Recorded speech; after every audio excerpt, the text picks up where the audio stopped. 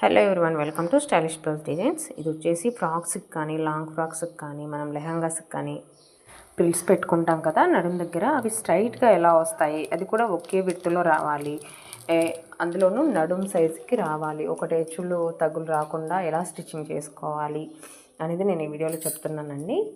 మీకు ఇంకా డీటెయిల్గా కావాలి అని అంటే ఫుల్ లెంత్ వీడియో యూట్యూబ్లో అప్లోడ్ చేశానండి. లింక్ అనేది నేను ఫస్ట్ కామెంట్లో మెన్షన్ చేస్తాను. ఎవరికైనా కావాలంటే డెఫినెట్గా వెళ్ళి లాస్ట్ వరకు చూడండి. మన ఫ్రాక్స్కి కానీ తీసుకుంటాం కదా శారీ క్లాత్ 2 మీటర్స్ కానీ 3 మీటర్స్ కానీ, ఫస్ట్ అది ఎంత పొడవు వచ్చింది అనేది మనం కొలుచుకోవాలి. టేప్ పెట్టి కొలుచుకోవాలి ఎంత విడ్త్ వచ్చింది ఏంటి అనేది. నెక్స్ట్ మనం నడుము చుట్టుకొలతో ఉంది కదా, నడుము చుట్టుకొలతో వచ్చేసి నాకు 24 ఇంచెస్కి వచ్చిందండి. అలాగే క్లాత్ పొడవు వచ్చేసి 95 డివైడెడ్ బై 24 వేసుకొని వచ్చిన రిజల్ట్ని మనం 3.958 అలా వచ్చిందండి. నాకు దాదాపుగా 4 ఇంచెస్ వరకు వచ్చింది.